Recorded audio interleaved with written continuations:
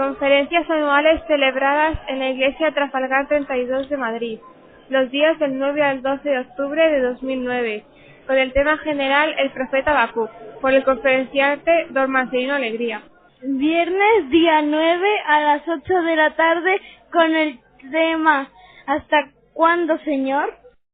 Os decía que antes de nada, queridos hermanos, confesaros que mientras algunos de vosotros entrabais, pues me sentía un poco extraño aquí arriba yo, porque estaba pensando varios o bastantes de los que estáis aquí para escucharme a mí, probablemente lo más lógico es que yo os escuchara a vosotros. Pienso que sería más adecuado. De todos modos, el invitado he sido yo, ¿eh?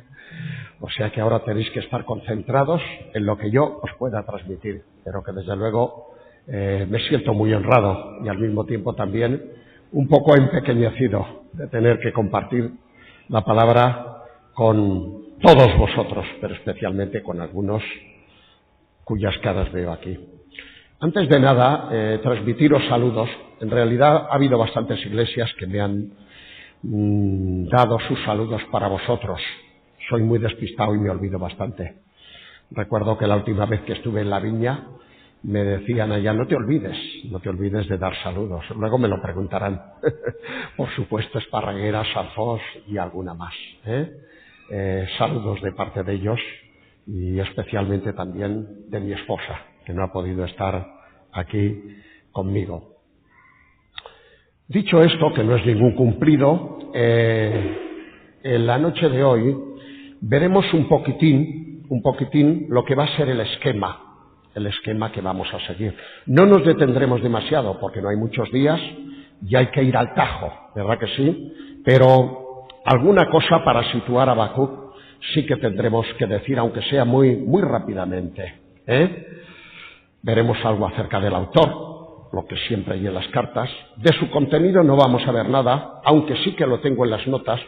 Las notas mías las podéis tener quien queráis, porque he traído CDs grabados con mis notas, luego entonces bastantes o algunos, todos los que queráis podéis tener mis notas, que serán mucho más completas que lo que podamos decir estos días, porque vamos a ir un poco a salto de mata, Por lo tanto, en cuanto al contenido lo voy a dejar, aunque está en las notas. Veremos algo acerca de la fecha, que es muy importante esto, quiénes eran los destinatarios, cuál era el propósito que llevó a Habacuc a escribir esta profecía, y luego lo que vemos ya es un análisis del texto más detalladamente sin podernos tampoco quedar encantados en los versículos porque no hay tiempo, Algunos apuntes acerca del libro y de su autor. Teniendo al profeta como protagonista, vamos a hacer un adelanto que puede sintetizar cada uno de los 3 capítulos. En el capítulo 1 tenemos el desconcierto del profeta. En el capítulo 2 tenemos el proceder del profeta. Y en el capítulo 3 tenemos la oración del profeta. Empieza con un desconcierto, luego se tranquiliza, como a veces nos pasa a los creyentes, empieza a serenarse y vemos cómo procede y Dios le puede hablar. Y una vez que Dios le ha hablado, un poco como Job, reconoce su ignorancia y se echa en los brazos de Dios y le hace esa preciosa oración que tenemos en el capítulo 3.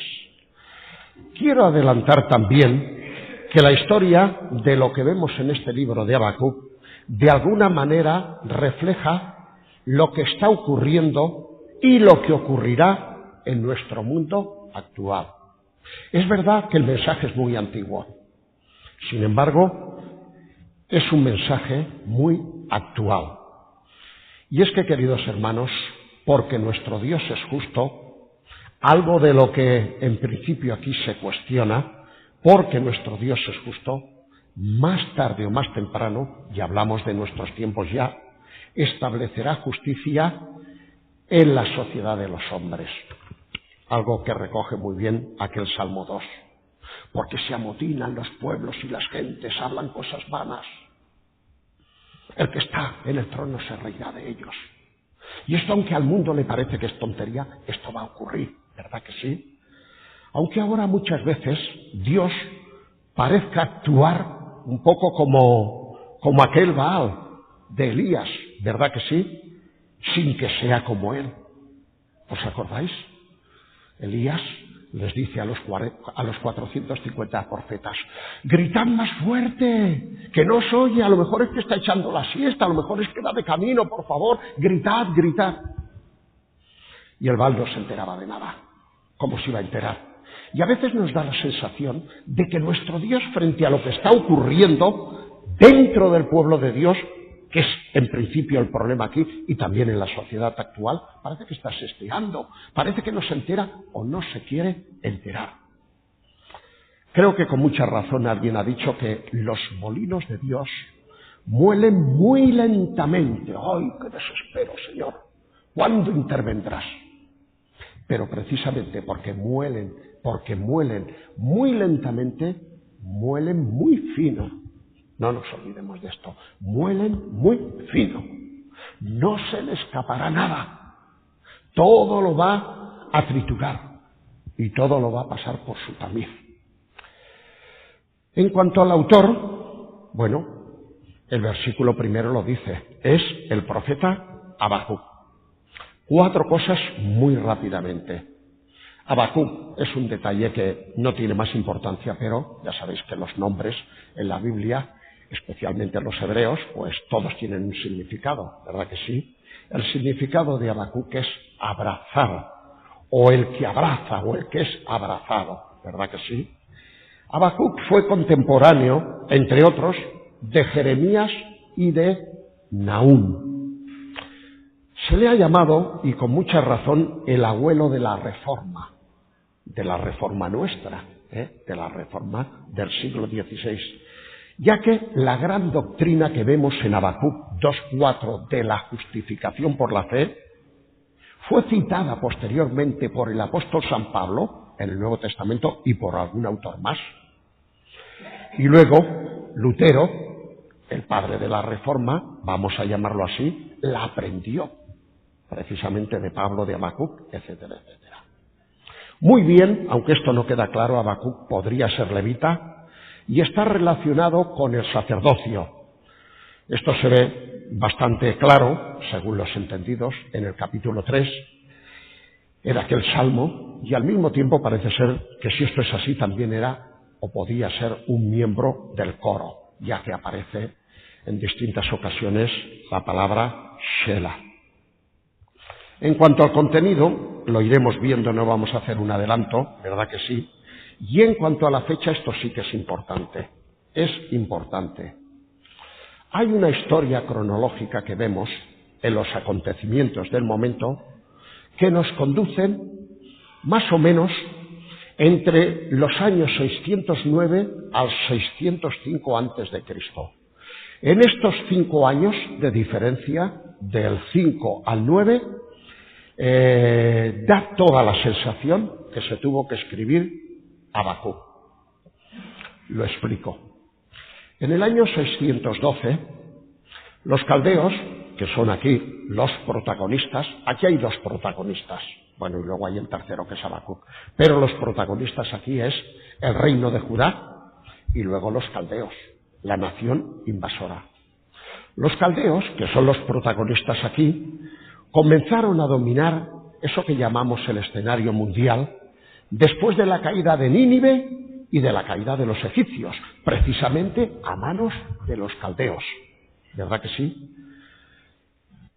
Y esto ocurrió en el año 612. Ahora, si tenemos en cuenta el entorno social que se vive aquí, que se respira aquí y del que se queja de esta manera tan vehemente Habacuc, si tenemos en cuenta este entorno social tan calamitoso, del que Mariano ha hecho una lectura, deducimos que antes del 609 no se pudo escribir Habacuc y después del 605 tampoco se pudo escribir Habacuc. ¿Y en qué basamos esto? Pues hay 2 razones. que nos llevan a ello. La primera es que hasta el año 609 a.C. estuvo reinando el piadosísimo rey Josías, y todos sabemos que llevó a cabo grandes reformas espirituales entre aquel pueblo. Ahora, en ese año dejó de reinar al ser muerto por el faraón Necao, sucediéndole en el trono sus dos hijos, Joacaz y Joacín, que es nuestro rey. Aquí, Joacín, ¿a cuál más malo de los dos? ¿A cuál más malo de los dos? Y la segunda razón es que en el año 605 ya se produjo la primera invasión de las que habla aquí Habacuc, y que todavía no se había producido, o de las que habla Dios usando la boca de Habacuc. Digo que en el año 605 ya se produjo esta primera invasión de los caldeos, que continuaría con dos invasiones más y que culminaría, la última de ellas, la tercera, con el sitio y con la destrucción de Jerusalén a manos de Nabucodonosor. Esto ocurrió en el año 586. ¿Verdad que sí? En el año 586. Y que nos habla también Daniel capítulo 1. Pues en el espacio de estos 4 años, entre el 609 y el 605, por fuerza se tuvo que escribir Habacuc, porque ya se había producido el estado tan calamitoso de la sociedad de Israel, porque había muerto Josías. Había muerto Josías. Y ya estaban establecidos en el reino sus dos hijos, especialmente Joacín, que es el rey que estaba gobernando aquí. Esta degradación social que veremos en esta tarde la recoge igualmente el capítulo 22 de Jeremías. Si leyésemos ese capítulo veríamos de que más o menos viene a repetir muchas de las cosas que aquí denuncia Habacuc. En cuanto a los destinatorios, ya lo he adelantado antes. Son el reino de Judá, ya que en este tiempo y en estos años el reino de Israel, las 10 tribus del norte, cuya capital era Samaria, ya había sido deportado por los asirios. Y además hacía entre 112 y 116 años que esto se había producido. Luego entonces, por fuerza, es el reino de Judá. Aparte que lo dice aquí, ¿verdad que sí? Además, el segundo libro de Reyes se nos dice, pero Jehová envió contra Joacín, es decir, contra Judá, tropas de los caldeos. Luego entonces los destinatarios era el reino de Judá, aquellas dos tribus. ¿Cuál es el propósito? ¿Cuál es el propósito de esta profecía? Bueno, hay muchos propósitos, evidentemente, pero yo destaco un par de ellos, que antes del Señor, dos finalidades. En primer lugar, por medio de este aviso tan escalofriante que aquí presenta Dios a través de Habacuc de lo que va a hacer en medio de aquel pueblo suyo, rebelde, pecador, que vive de espaldas a él. En primer lugar, por lo estuvo reinando, aviso tan escalofriante a Josías, esa corrupción espiritual en la que estaba viviendo aquel pueblo, y a ver si puede acercarle algo más al Señor. Este es un caos. Y en segundo lugar, como acostumbra pasar en tantas profecías, el adelanto de todo lo que va a suceder en breve, porque además Dios dice, yo hago una obra en vuestros días. Lo vais a ver vosotros, ¿eh? Esto no se profetiza para vuestros hijos o nietos, esto va a ocurrir en vuestros días. Cuando Habacuc adelanta lo que va a suceder en breve, a ver si puede servir de tranquilidad y de confianza en Dios en todo aquel resto fiel, porque también había ahí un resto fiel, entre los que estaba Habacuc y entre los que habían otros. Dios siempre ha tenido resto fiel entre su pueblo, ¿verdad que sí? Pues que ese resto fiel, que no tenía nada que ver con todos estos pecados, que se tranquilizara y que confiase en Dios, según el principio de que cuando vengan las bofetadas, solamente el que tenga fe lo va a poder contar y se va a sostener. El justo, el creyente, el justificado vivirá por su fe, para que estas personas también tuvieran tranquilidad y confianza en Dios, ya que están alertados a fin de que en ningún momento su fe en el cuidado personal de Dios desfallezca cuando llegue esta especie de tormenta que se avecina y que se profetiza aquí. Y queridos hermanos, aunque aún no es el momento de hacer aplicaciones, voy a hacer una pequeña parada aquí en mi guión acerca del tema de las aplicaciones. Este estudio me lo he querido preparar actualizando a Habacuc a nuestros tiempos, porque si no, ¿qué sentido tiene que meditemos la palabra? Para esto ya están los estudiosos, los teólogos, ¿verdad que sí?, que saben buscar el sentido más exacto de los originales, etcétera, etcétera, lo cual escapa de mis conocimientos y creo que de los vuestros o de una gran mayoría de vosotros también escapa. Entonces a mí me interesa eso, naturalmente. En primer lugar me interesa interpretar bien el mensaje de Habacuc, entrar en su pellejo para saber qué estaba diciendo y a quién lo decía y por qué lo decía. Pero después de esto, que está bien, a mí lo que más me interesa de este mensaje es hacer aplicaciones hacia cada uno de nosotros. Ya sabéis que la palabra, si solamente fuéramos allá desde el punto de vista especulativo, que es muy bueno, pero sin aplicaciones espirituales, como dice muy bien José María Martínez en sus recomendaciones de la hermenéutica, no sirve para nada. La palabra siempre tiene que tener una última finalidad después de haber sido rigurosos con el texto bíblico, naturalmente. Nadie habla de no tener en cuenta el texto bíblico, pero después de haber tenido en cuenta esto y de hacer una primera interpretación, obligación de todo enseñador a lo que se está refiriendo aquí, debe de tener un mensaje para nosotros, porque si no, entonces, ¿de qué sirve?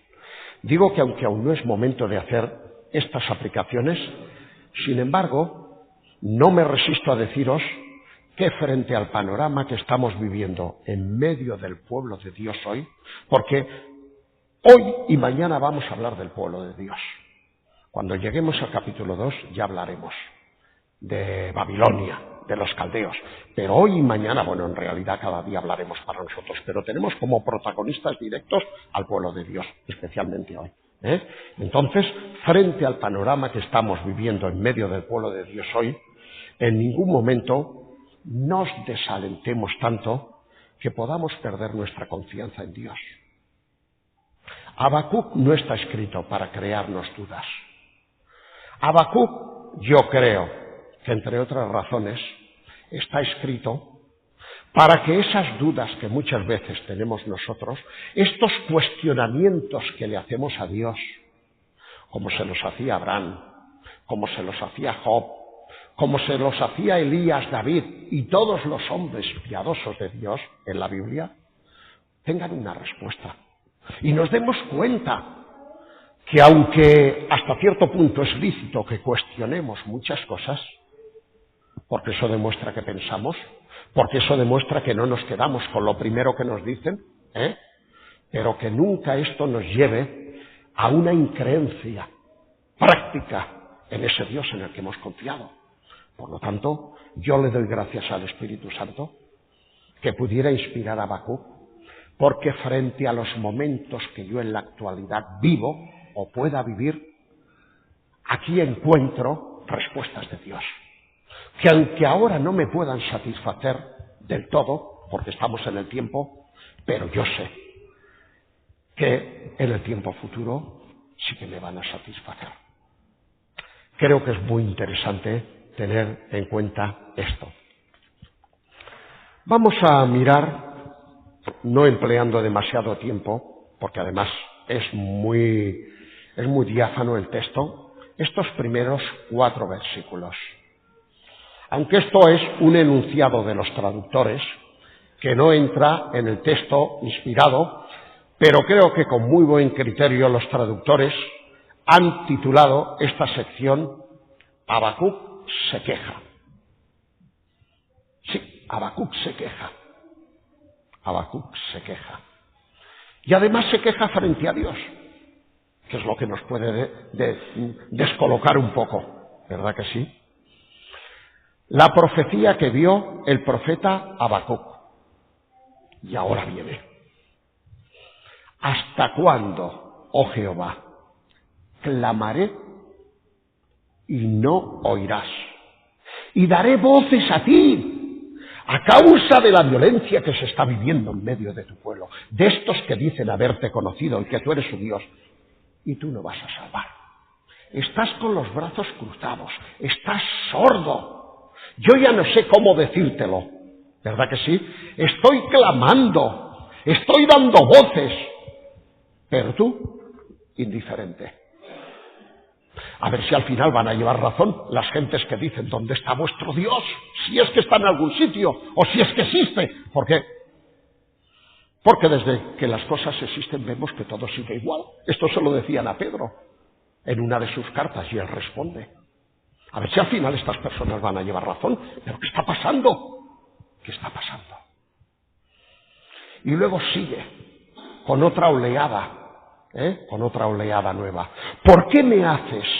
Además, fijaos que toda la responsabilidad se la carga Dios, No son circunstancias, pues que no estaban en el guión, imprevistas, que no sabemos cómo se han colocado ahí para que... No. Esto es algo que Él se lo aplica directamente a Dios. ¿Por qué me haces ver iniquidad? Y haces vuelta a la carga 2 veces. Eres tú el responsable. Y haces que vea molestia. La Nueva Biblia Textual traduce, y haces que vea opresión. Y es que allí había una gran opresión.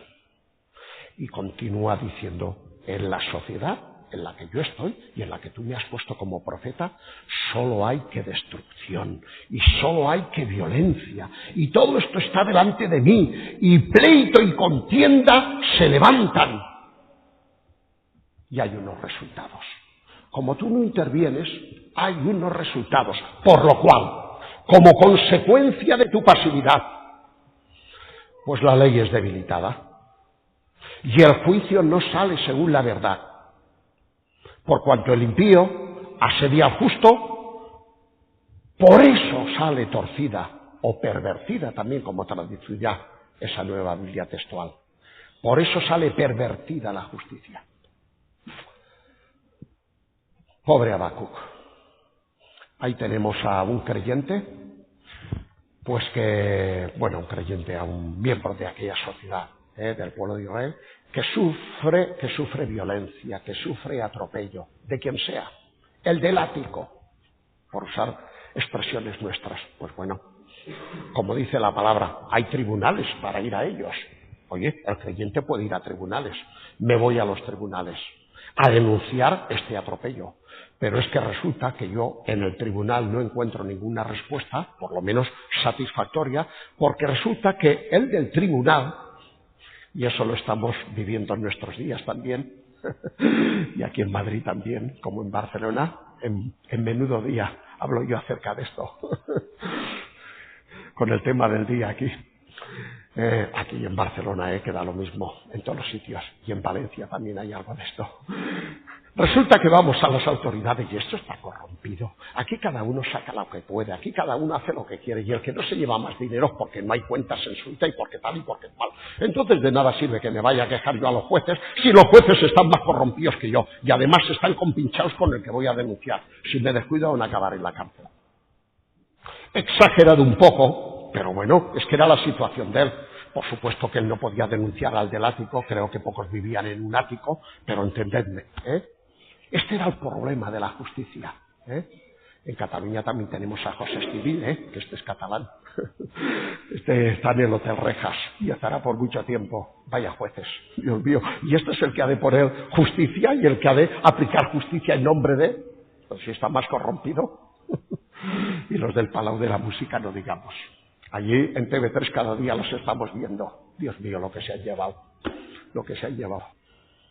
Entonces esto desmoraliza. Esto desmoraliza mucho.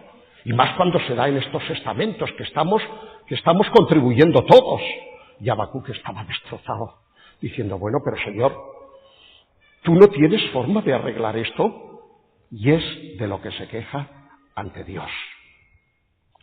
Eclesiastés dice, por cuanto no se ejecuta, luego sentencia sobre la mala obra, el corazón de los hijos de los hombres está en ellos dispuesto para hacer el mal. Claro, como las hacen y nadie controla esto ni los pone a buen recaudo, pues como les sale una vez bien, lo repiten y lo repiten y lo repiten. Esto pasa siempre. Por cuanto no se han puesto las cosas en su sitio, alabo la iniciativa de Esperanza Aguirre y de todo lo que hay aquí con el tema de los profesores y los muchachos que van a estudiar. Dice, ¿cómo se nota que tienes un hijo maestro? Que lo defiendes. Dice que a él lo cogen de la pechera allí en Barcelona y que están asustados. Digo, pues a ver si los de aquí se acoplan y ponen una ley. Ellos dicen de usted, de una vez. Ellos dicen de usted. Y el padre que venga y os dé 2 cachetes, que tenga una pena mayor. Claro, como no se han puesto medidas a tiempo, está pasando lo que está pasando. Y esto era lo que pasaba aquí también en los días de Habacuc. Ahora fijaos, queridos hermanos, que aquí vemos una paradoja en los versículos 1 y 2. Ya que por un lado Habacuc se nos presenta como profeta, profecía que vio el profeta Habacuc. Sin embargo, de entrada, él adopta una actitud que no es la que más correspondería a un profeta. Lo vemos en el versículo 2. ¿Hasta cuándo, Señor, voy a tener que escuchar y tú no me respondes? Él adopta una actitud que en principio no es la que más correspondería a su ministerio. Todos sabemos que un profeta era el que se dirigía al pueblo de parte de Dios. Pero Habacuc aquí hace todo lo contrario. Se dirige a Dios en nombre del pueblo, o por lo menos en nombre propio. ¿Hasta cuándo, Señor? Pero si tú lo que has de hacer es profetizar y hablar al pueblo de la misericordia de Dios y no darme a mí la bronca. Pero él, lógicamente, se dirige a Dios. La misión del profeta era denunciar los pecados del pueblo. La misión del profeta era avisar de los juicios que vendrían sobre ese pueblo si no corregía. La misión del profeta era predicar acerca de la gracia de Dios para cuantos se arrepintiesen, como Jonás hizo con Nínive, aunque no lo hizo de muy buena gana tampoco. Pero Dios allí mostró su gracia, ¿verdad que sí? Sin embargo, nada de esto se ve aquí. Su actitud, en principio, es lanzarle preguntas, lanzarle quejas al Dios que le ha colocado en el ministerio. Él aquí muestra su perplejidad y su duda en cuanto al proceder de Dios. Según lo que él conocía de Dios y el planteamiento mental que tenía, Dios no estaba procediendo de la manera en que le correspondería. Por lo tanto, queridos hermanos, asistimos a verdaderas luchas internas en el profeta. No nos olvidemos que eran de carne y hueso como nosotros, ¿verdad que sí? Asistimos a fases hasta de desconcierto en las que a Habacuc le es muy difícil, de momento le está siendo muy difícil armonizar las realidades históricas del momento que estaba viendo allí, al salir a la calle, con lo que eran sus propias convicciones acerca de lo que era la justicia de Dios. Esto no encajaba, esto no le cuadraba a él. Un poquitín a él le pasa lo que al autor del Salmo 42, donde el que escribe este Salmo 42, cuando uno lo mira bien, ves que él deja al descubierto sentimientos contrapuestos. Por un lado se debate entre el pesimismo y la fe. Cuando tú lees ese Salmo, una vez ves que está arriba, y otras veces ves que al versículo siguiente se va abajo y empieza. Parece ser que escribió este salmo, pues desde un punto de vista un poco deprimido, según dicen los entendidos. Pues algo así le pasa a Habacuc, ¿verdad que sí? En estos momentos, la fe de Habacuc, que además era auténtica, y además era un profeta auténtico, y además era un hombre piadoso y sensible, porque si no hubiera sido sensible, hubiera mirado para otro lado. Hubiera dicho, ¿y a mí qué me da? ¿A mí qué me da lo que hagan? Pero precisamente las personas sensibles que no pueden quedarse impasibles frente a lo que ven son las que más sufren, como le pasaba aquí a Habacuc, y esto pasa hoy también. A veces encontramos a siervos de Dios, a hombres de Dios en las iglesias que sufren lo suyo y lo que no es suyo. Y les decimos, pero hombre, por favor, tú no cargues sobre tus espaldas cosas que no te corresponden. ¡Ay, qué fácil es decir eso! ¡Qué fácil es decir! Pero el que es de una manera, carga lo suyo y lo de los demás. En estos momentos la fe de Habacuc se enfrenta pues a los hechos del momento y esto le plantea un montón de dudas. Le plantea preguntas como las varias que vemos aquí, como las siguientes. ¿Cómo puede ser que un Dios justo y un Dios santo, porque Dios es así, pueda permitir todo lo que está pasando dentro de su pueblo, dando la impresión de que nada le va en el asunto, de que mira para otro lado? ¿Cómo puede ser esto? ¿Hasta cuándo va a seguir todo esto, Señor? ¿Y por qué está ocurriendo esto? Son preguntas que se hacía Habacuc. Cuando miramos, queridos hermanos, detenidamente las Escrituras, hay procederes de Dios que en una primera instancia, antes de reflexionar bien y antes de ver el final de las cosas, en una primera instancia hay procederes de Dios dentro de su pueblo, o tal vez permisiones, porque a veces le echamos la culpa a Dios como generador de cosas que no lo es, solamente que Él lo permite por razón de su soberanía y porque al final tendrá respuesta a todas nuestras preguntas. Digo que hay procederes dentro del pueblo de Dios, o permisiones tal vez de Dios, que no acabamos de entender. Y confesar y reconocer esto no es de creyentes que no crean ni en la inspiración de la Biblia, ni que sean creyentes ni que no sean creyentes piadosos, ni nada de esto. Pero una de las cosas que, bueno, yo por lo menos hace algunos años, dentro de mis planteamientos, no nuevos, porque no son planteamientos nuevos, pero cuando uno se va haciendo mayor, uno se va replanteando ciertas cosas. Y yo una de las cosas que ya hace bastantes años, y sé que otros también, me he replanteado, o he modificado, si queréis, ha sido... a ver, ¿cómo lo digo? Para que se me entienda bien.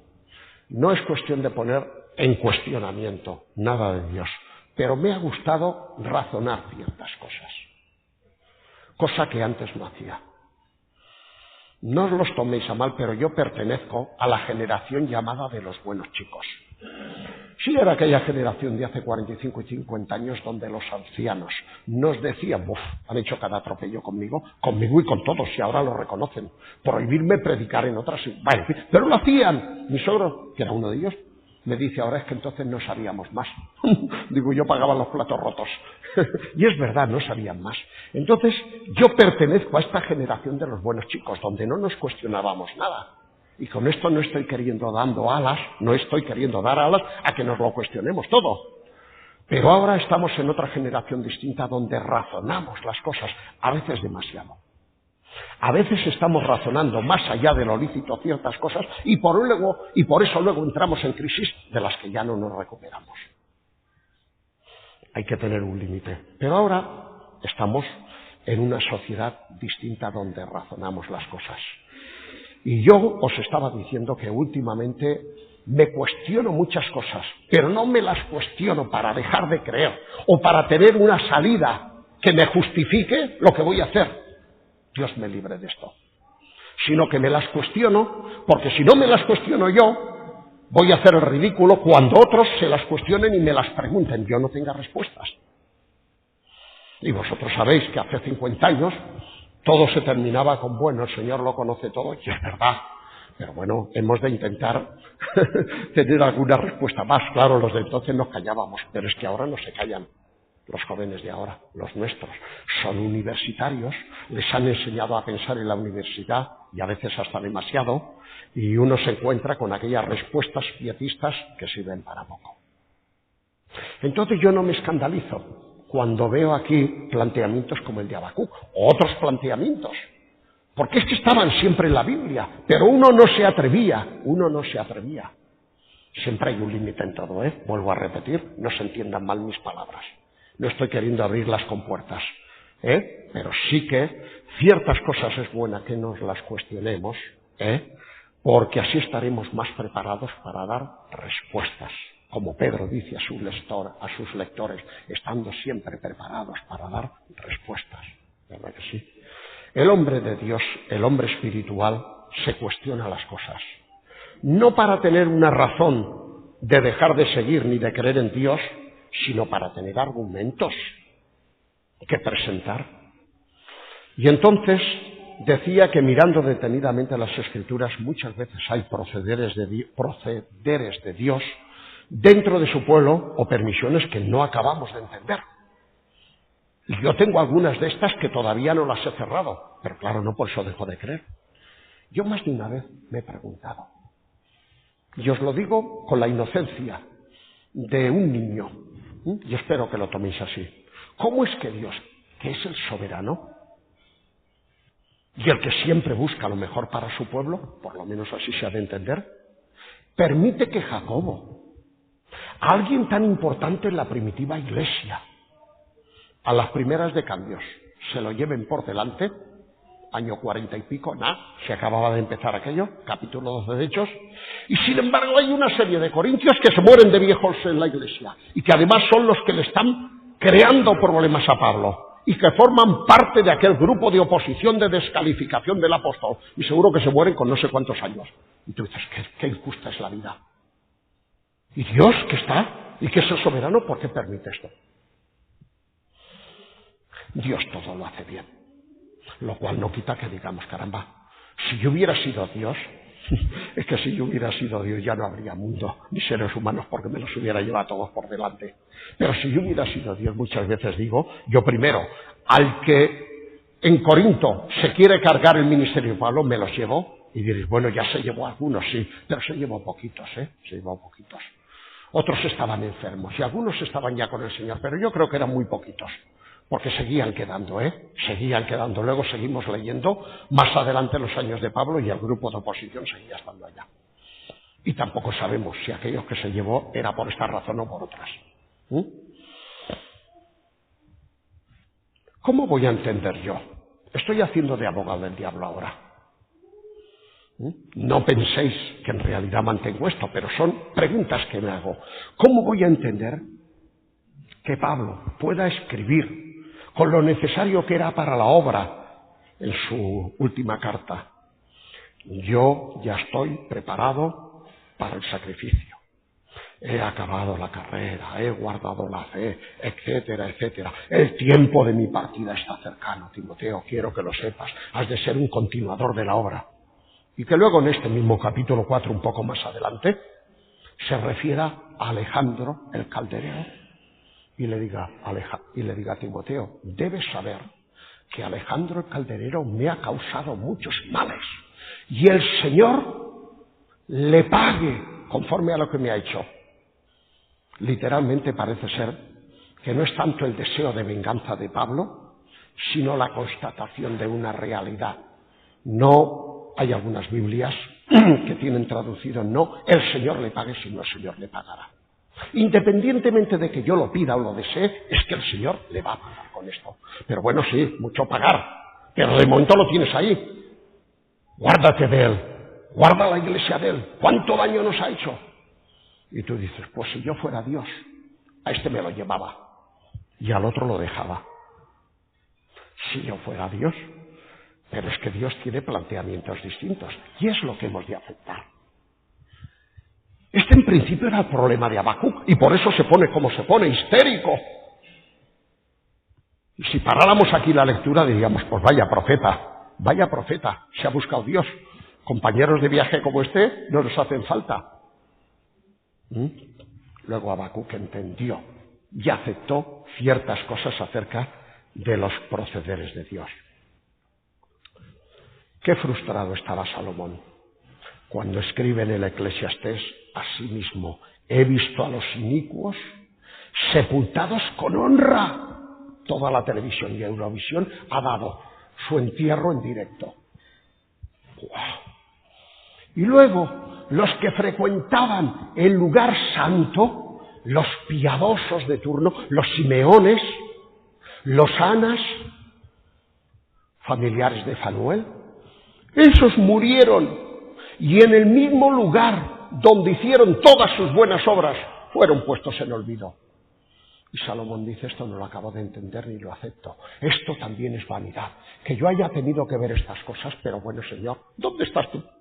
¿Dónde está tu justicia?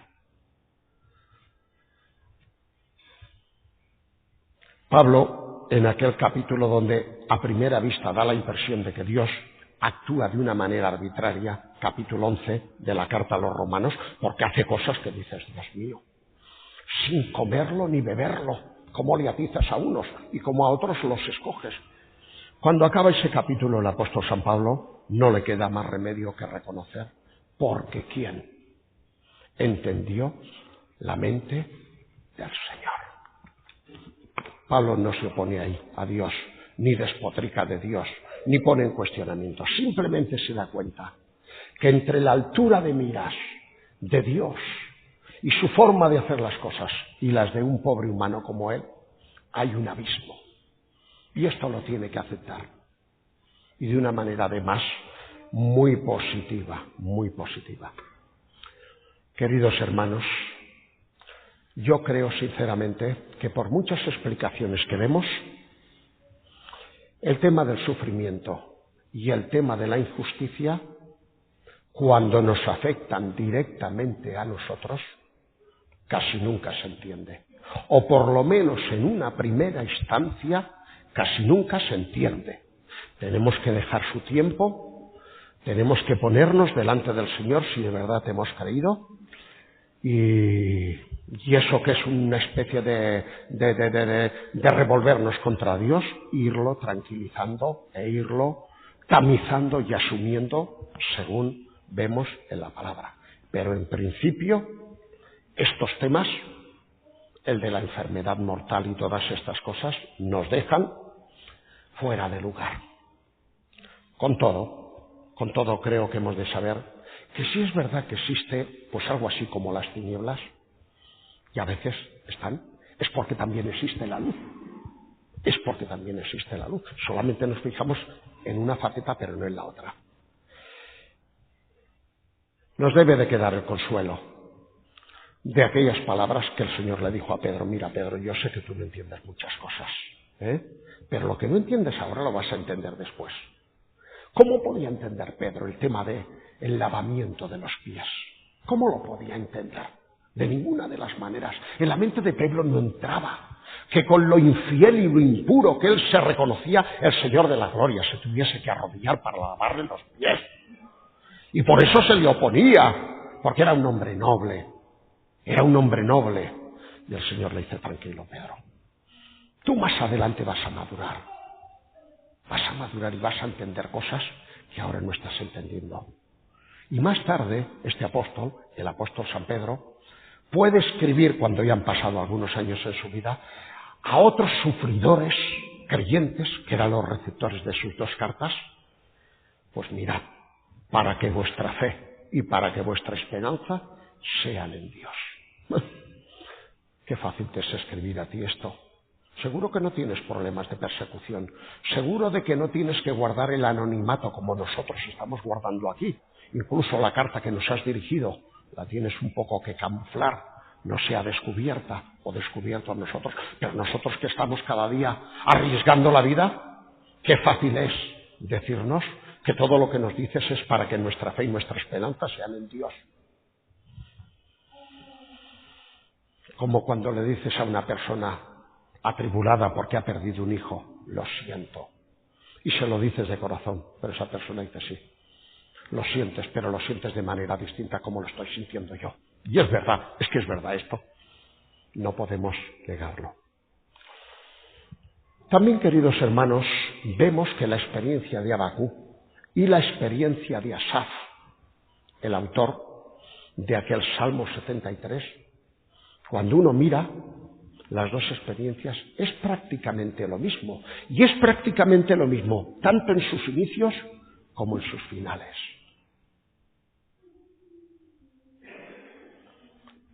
En cuanto a mí, habla de una experiencia personal de él, no algo que le han contado. Y él lo transcribe en un Salmo 73. No, algo real. En cuanto a mí, casi se deslizaron mis pies. Por poco estuve a punto de pegármela. Y luego empieza a decirle a Dios las razones. Pero ¿cómo tú puedes premiar? Si es que esto se le puede llamar premio en mi fidelidad. Y los ricos y los estafadores y los vividores cada vez crecen más y son más pudientes y yo estoy aquí muerto de hambre. ¿Y encima qué te sirvo? Probablemente me he dejado un pluriempleo en un segundo trabajo por ser el jefe de los cantores del coro. Y esto mira cómo me lo agradeces. Encima que te estoy dando de mi tiempo para tu causa. Y ese hombre llega a desesperar. Y llega a analizar la vida de estos hombres y dice, llegó un momento de que dije, no me queda otro remedio sobre los versículos 13 o 14 que hacer lo mismo que ellos. Bueno, como a ellos les ha ido bien, yo voy a hacer lo mismo. Y luego cuando se pone a pensar un poco lo que hace Habacuc cuando se va a su alcoba, a su atalaya y medita seriamente en el tema, dice entonces, dije, si yo hiciese como ellos, a la generación de tus hijos engañaría y les sería de confusión, hasta que entrando en el santuario, hasta que entrando en tu presencia, hasta que entrando en el lugar más íntimo, entendí de una manera espiritual el fin de ellos. Y a partir de ese versículo 17 este salmo es otro. Y diréis, no sigue siendo el Salmo 73. Claro que es el Salmo 73, pero el escritor ya no es el mismo. Entonces se aborrece. ¿Cómo podía ser tan torpe? Era como una fiera del campo, no entendía. ¿Cómo me has podido tener tanta misericordia, Señor? Pero hay una cosa, y es que cuando escribe esta segunda parte del Salmo, la prosperidad de los malos y todo lo que se queja en la primera parte seguía vigente. No había cambiado nada, era simplemente la fe, la que había llegado a la presencia de Dios. Porque este salmo empieza y termina con una situación social siendo la misma. No es que en mitad de este salmo haya cambiado, pero la fe es lo que hace el resto. Y aquí a Habacuc le pasa lo mismo, tanto al principio como al final. Señor, ¿por qué? ¿Por qué? Es que... Y cuando el Señor le da respuesta, porque se las da, lo veremos mañana en este capítulo 1, pero esta no le convence. La respuesta, la primera respuesta que Dios le daba a Habacuc, dice, no me sirve de nada, mira, no me hables así que me estás irritando más todavía. Si antes estaba quemado, ahora estoy 2 veces quemado. Porque esta respuesta que me das, hombre, por favor, más vale que no me la hubieras dado. Y luego Dios en el capítulo 2 dice, te voy a dar más respuestas. Y ahí es donde él queda convencido, ¿verdad que sí? Y al final luego en el capítulo 3 dice, Señor, he oído tu palabra y temí. Esto es distinto ya. Ahora ya he asumido que esto viene, que es imparable y que el caldeo se acerca y que yo no puedo rebelarme contra esto. Lo que tengo que buscar es lo de 2:4, estar cerca de ti para cuando esto llegue, estar cerca de ti. Y entonces acepta todos los procederes de Dios. Con todo y con esto voy a terminar ya muy rápidamente. Más bien aquí parece que Habacuc no dirige tanto sus preguntas contra Dios, sino que expone sus inquietudes de una manera muy sincera ante Dios. Hay un factor que cambia un poco, ¿verdad que sí? Finalmente existe una gran diferencia entre preguntar a Dios en secreto, porque esto lo hace él y Dios solo lo conocen, Existe una gran diferencia entre preguntar a Dios, aunque alguien dirá, bueno, pero lo hace de un poco, no muy solemnemente. Existe una gran diferencia entre preguntar a Dios en secreto y murmurar contra Dios en público. Y esto no lo hace Habacuc. Existe una gran diferencia entre interrogarle, aunque sea de una manera un poco atrevida, o atacarle. Habacuc tampoco hace esto. Habacuc tiene muy en cuenta, Pues aquellas palabras, y con esto termino, que tenía David en el Salmo 69. Qué sensible que era David cuando dicen: Señor, no sean avergonzados por causa mía los que en ti confían. Aquí hay pueblo tuyo, que yo no puedo proceder de tal manera que creen ellos dudas y que sientan vergüenza. Pero luego continúa: ni sean confundidos por mí, según la forma de reaccionar que tenga aquellos que te buscan. Por lo tanto, ni los unos ni los otros. Bien, pues queridos hermanos, hemos llegado ya al final, el reloj también. Gracias por vuestra paciencia. Espero en estos días sujetarme al tiempo, no hay problema. La culpa nunca es de las notas ni del mensaje que sea muy extenso. La culpa siempre es del predicador, vamos a decirlo, que a veces se extiende más de la cuenta ahí. Por lo tanto, muchas gracias por vuestra atención.